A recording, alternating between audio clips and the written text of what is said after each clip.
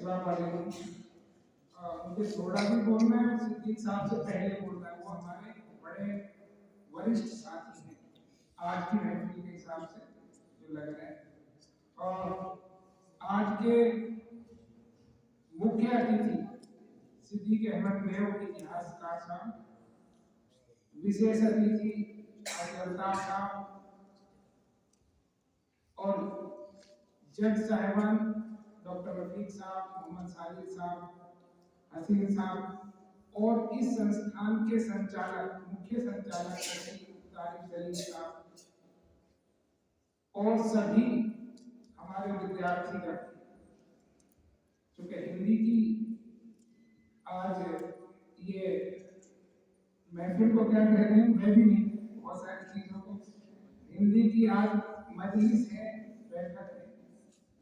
तो हिंदी बोलना हमारे लिए मैं समझता हूँ कि आज निहायत जरूरी है। मैं बिल्कुल जो आज यहाँ देखने सुनने को मिला है,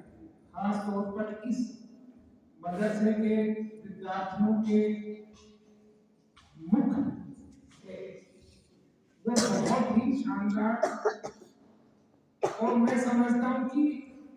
अगर कोई सरकारी महकमे का कोई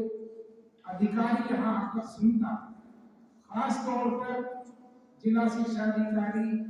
या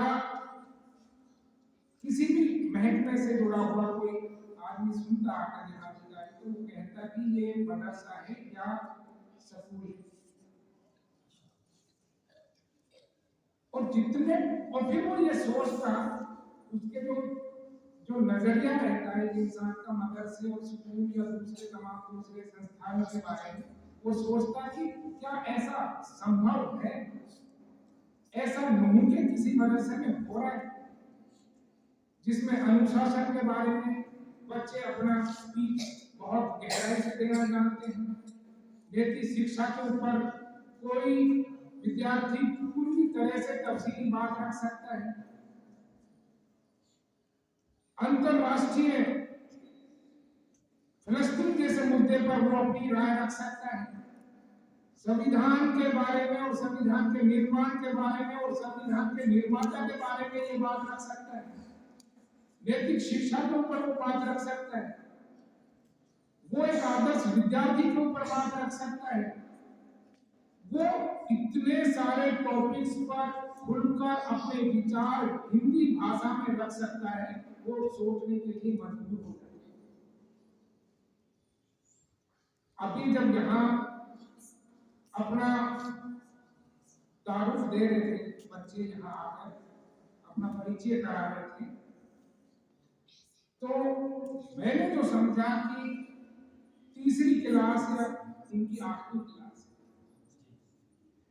अगर 8वीं और 10वीं का बच्चा,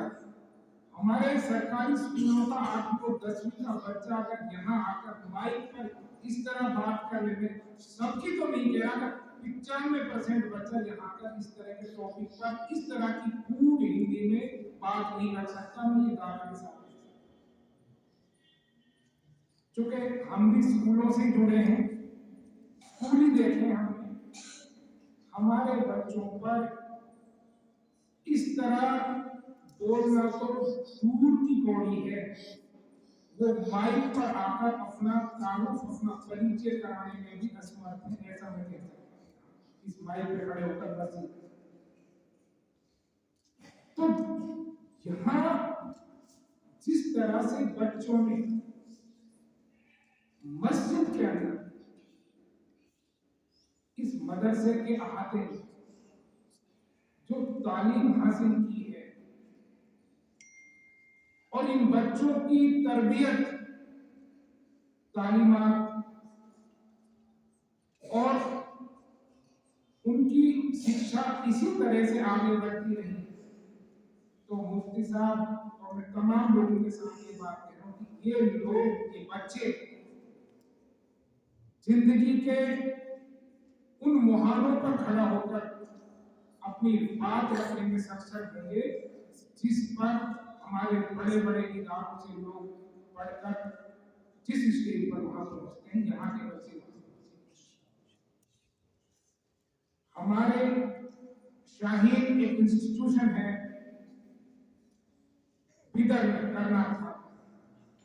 उनका एक उनका तजुर्बा है, एक्सपीरियंस है कि अगर कोई बच्चा हिफ्ज कर लेता है तो वो दुनिया की किसी भी तालीम को हासिल करके दुनियावी अफाल, दुनियावी जो इल्म है वो उसको हासिल करके कुछ भी कर सकता है। ये बात मुशाहिदे में वहां साबित हो चुकी है, लेकिन आज इस बच्चे के तालिब इल्म को देखकर, सुनकर, समझकर, उनकी समझ फहम को की जो कारकर्दगी उन्होंने यहाँ दिखाई है, उससे ये बात साबित होती है कि मदरसे का पढ़ने वाला हाफिज कुरान दुनिया की किसी जबान में, उर्दू, अरबी, इंग्लिश, हिंदी, गणित, बायोलॉजी, केमिस्ट्री और दुनिया की कोई भी एक भाषा या ज्ञान हो, उसको आसानी से सीख सकता है, जिस कॉन्फिडेंस से, जिस तलफ्फुज़ से, प्रोनंसिएशन, उच्चारण से उन्होंने यहाँ पर अपने शब्दों को अपने कॉन्फिडेंस से बोला है, माइक पर आकर, कोई आसान बात नहीं। जैसा अभी साजिद साहब ने बताया कि ये उनकी थर्ड लैंग्वेज है, फर्स्ट लैंग्वेज नहीं है। जैसे हमारी फर्स्ट लैंग्वेज हिंदी, फिर इंग्लिश, फिर उर्दू, फिर अरबी, 4 भाषाएं से हम, और मैं किसी भी भाषा में, किसी भी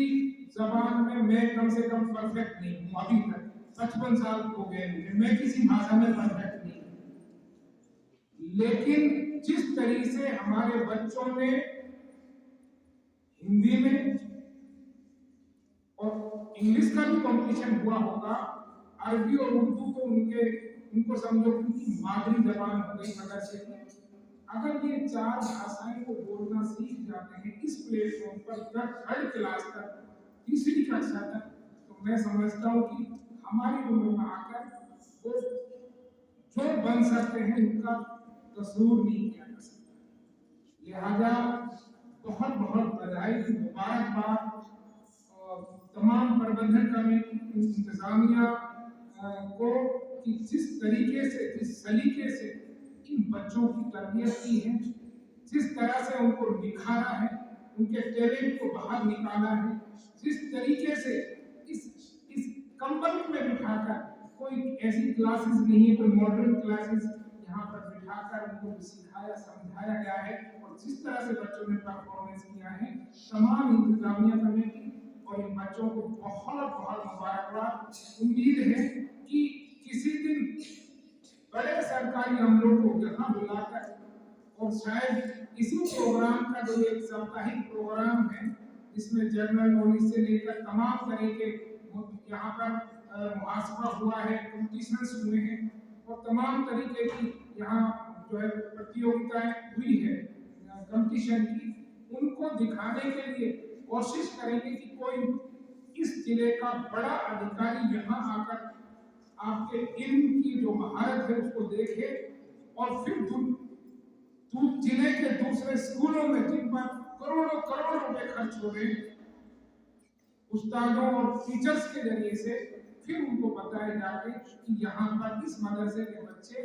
दूसरे इनसे किस तरह से अलग हैं और कितने कम खर्चे पर उनको तरबियत देकर यहाँ तक पहुँचा गया है। ऐसी मिसाल आपके सामने जो है दूसरे स्कूलों, मदरसों के लिए आप बनकर और उन दूसरी जगह दिखाई जाएगी, ऐसा मेरा मानना है। और ये अभी इस प्रोग्राम के इख्तिताम पर, कल परसों में जब ये इख्तिताम होगा तो कोई अधिकारी कोशिश करेंगे कि यहाँ, और दोबारा से मुबारकबाद सारे बच्चों को और सारे उस्तादों को और तमाम प्रबंधन कमेटी को कि आपने इतना बेहतरीन प्रोग्राम जो है यहाँ पर परफॉर्म किया है, और जिन्होंने भी शिरकत की है इसमें आकर और हमें भी मौका दिया है, बहुत बहुत शुक्रिया, धन्यवाद।